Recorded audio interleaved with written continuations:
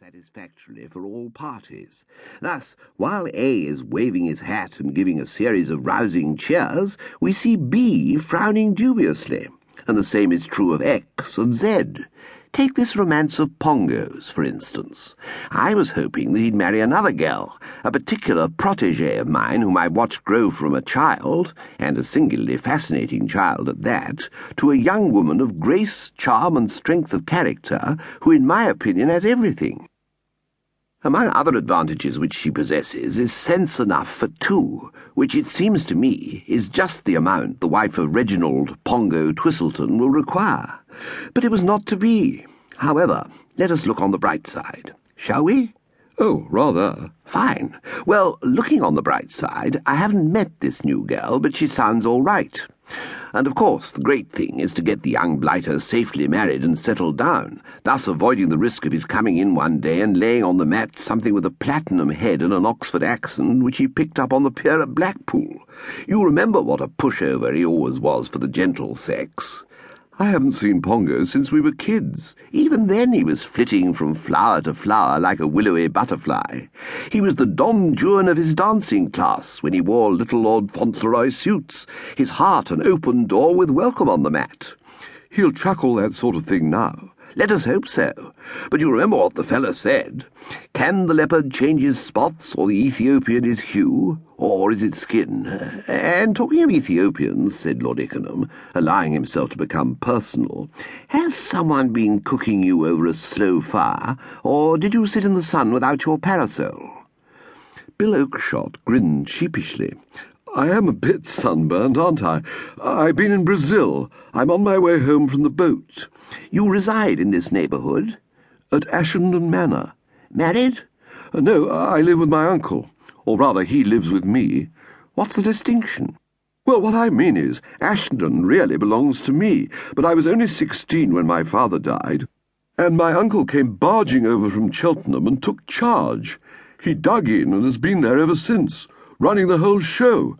You'd think from the way he goes on, said Bill, stirred to unwonted loquacity by the recollection of his wrongs, that he owned the ballet place. Well, to give you an instance, he's pinched the best room in the house for his damned collection of African curios. Does he collect African curios? God help him. And that's not all. Who has the star bedroom? Me? No, Uncle Aylmer. Who collars the morning paper? Me? No, Uncle Aylmer. Who gets the brown egg at breakfast? Don't tell me. Let me guess. Uncle Aylmer? Yes, blast him. Lord Ickenham stroked his moustache. A certain guarded something in your manner, Bill Oakshott, he said, suggests to me that you do not like having your Uncle Aylmer living at Ashendon Manor. Am I correct? Yes. Then why not bung him out? The truculence faded from Bill Oakshott's demeanour, leaving in its place embarrassment. He could have answered the question, but to do so would have involved revealing his great love for his uncle's daughter Hermione, and agreeable old bird though Lord Ickenham was, he did not feel that he knew him intimately enough. "Oh, well," he said, and coyly scraped a shoe like a violin case along the floor of the compartment. "No, I don't quite see how I could do that." "There are complications?" "Yes, complications." "I understand." It was plain to Lord Ickenham that he had stumbled upon a delicate domestic situation, and he tactfully forbore to probe into it. Picking up his Times, he turned to the crossword puzzle, and Bill Oakshott sat gazing out of the window at the passing scenery. But he did not see the familiar fields and spinneys, only the lovely face of his cousin Hermione.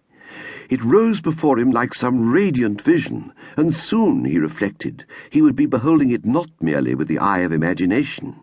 Yes, at any moment, now that he was back in England again, he was liable to find himself gazing into her beautiful eyes, or, if she happened to be standing sideways, staring at her pure, perfect profile.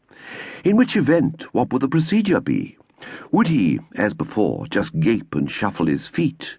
Or would he, fortified by 3 months in bracing Brazil, at last be able to shake off his distressing timidity and bring himself to reveal a silent passion which had been functioning uninterruptedly for some 9 years?